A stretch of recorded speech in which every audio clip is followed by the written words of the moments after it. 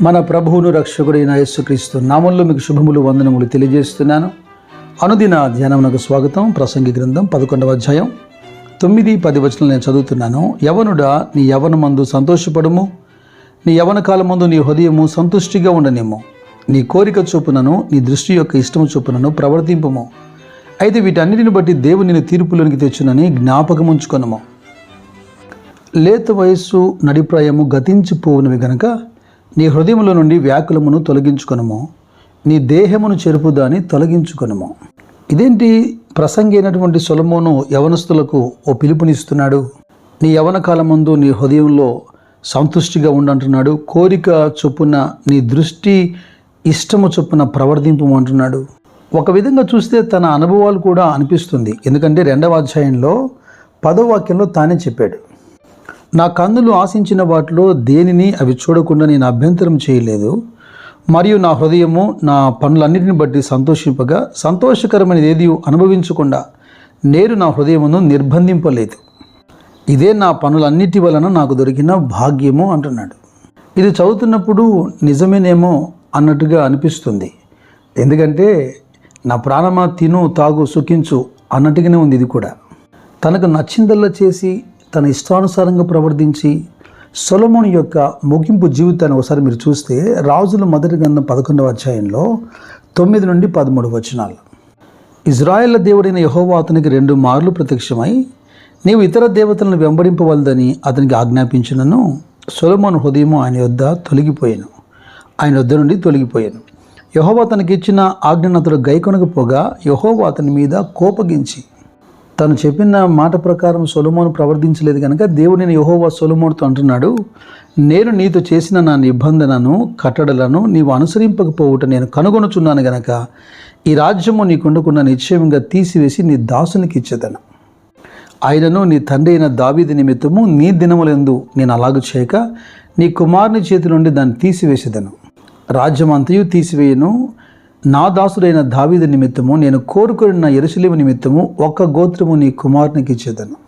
రాజు అయిన సొలొమోను దేవుని మందిరాన్ని కట్టిస్తున్నప్పుడు దేవుడు సొలొమోనుతో మాట్లాడి, ఈ మందిరాన్ని నువ్వు కట్టిస్తున్నావే, నీవు నా కట్టడలను న్యాయవిధులను అనుసరించి నడుచుకొనుచు నేను నియమించిన ఆజ్ఞలను గైకొనెడల నీ తండ్రి అయిన దావీదుతో నేను చేసిన వాగ్దానమును నీ పక్షంగా స్థిరపరుస్తానని రాజుల మొదటి గ్రంథం 6వ అధ్యాయం 12లో వాగ్దానం చేశాడు, ఒక నిబంధన చేశాడు. సొలొమోను మందిరాన్ని కట్టి పూర్తి చేసిన తర్వాత 9వ అధ్యాయంలో కూడా దేవుడు ఒకసారి మళ్ళీ మాట్లాడాడు. 5, 6, 7 వచనాలు గమనిస్తే 5వ వచనంలో నీ సింహాసనాన్ని తర్వాత నీ పిల్లల్ని స్థిరపరుస్తానని వాగ్దానం చేస్తూ 6, 7 వచనాల్లో ఒక హెచ్చరిక కూడా చేశాడు. అయితే మీరే కానీ మీ కుమారులే కానీ ఏ మాత్రమైనా నన్ను వెంబడించటం మాని నేను ఇచ్చిన ఆజ్ఞలను కట్టడలను అనుసరింపగా ఇతరమైన దేవతను కొలిచి పూజించినట్లా నేను ఇజ్రాయేలుకి ఇచ్చిన ఈ దేశములో వారిని ఉండనీయక వారిని నిర్మూలన చేసి నా నామమునకు నేను పరిశుద్ధపరిచిన ఈ మందిరము నా సముఖముల నుండి కొట్టివేసేదను. అప్పుడు మీరు సామెతకు, నిందకు, హేళనకు ఆస్పదంగా ఉంటారని. ఒకే రాజ్యంగా ఉన్నటువంటి ఇజ్రాయేల్ ప్రజలు 2గా విడిపోయేదానికి ఇజ్రాయేలుగా, యూదా రాజ్యంగా ప్రధాన కారణం ఇదే. జీవితమంతా అన్నదమ్ములు కొట్టుకొని చచ్చేదానికి ఇక్కడే పునాది పడింది. అందుకే సొలొమోను కాస్త తేరుకొని ఈ ప్రసంగి 11:9లో తిను తాగు సుఖించు అన్నట్టుగా చెబుతూ చివరి మాట ఏమంటున్నాడు? అయితే వీటన్నిటిని బట్టి దేవుడు నిన్ను తీర్పులోకి తెచ్చునని జ్ఞాపకం ఉంచుకొనుము అంటున్నాడు. నేను త్రోవ విడిచి నడిచినడలా, నా మనస్సు నా కన్నులను అనుసరించి సంచరించినడలా, మాలిన్యమైనది ఏదైనా నా చేతులకు తగిలినడలా, యోబు అంటాడు, న్యాయమైన త్రాసులో ఆయన నన్ను తూచును అని.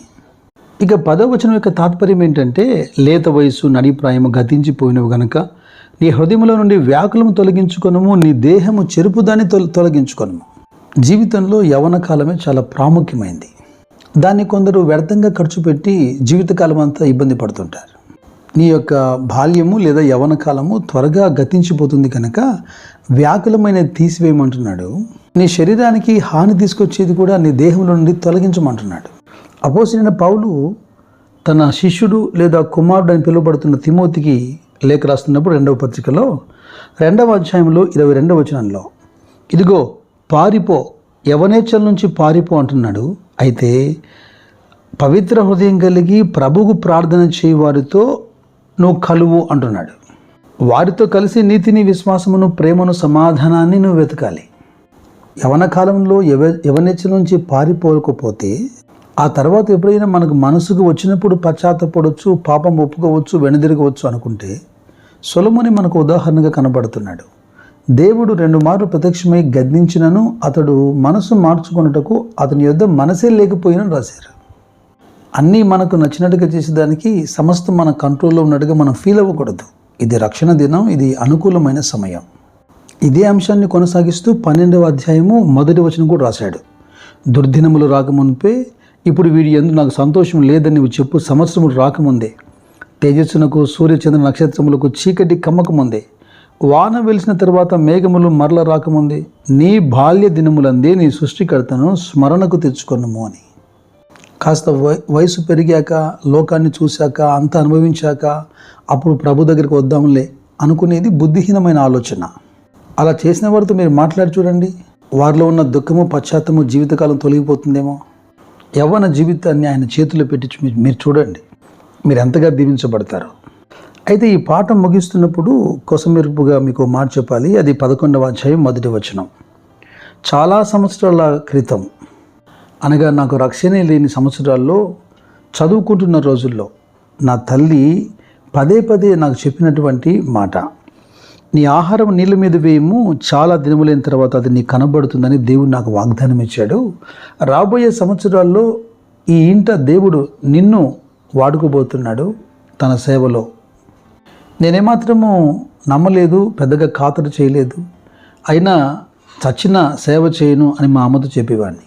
అలా సంవత్సరాలు జరిగిపోయిన తర్వాత రక్షణ పొందడం, కొన్ని సంవత్సరాల తర్వాత పరిపూర్ణమైన సేవకు రావటం, సేవ జరిగిస్తున్న కొన్ని సంవత్సరాల తర్వాత మా అమ్మ స్నేహితురాలు కొంతమంది నాకు ఎదురుపడి ఈ వాగ్దానాన్ని జ్ఞాపకం చేశారు. దేవుడు ఎంతటి నమ్మదగిన వాడు. ఆ ఆశీర్వాదమే ఈ పరిచర్య. దేవుడు చెప్పిన ఏ మాట కూడా నిరర్థకం కాదు. దేవుడు మేము దీవించును గాక. God bless you. God bless you.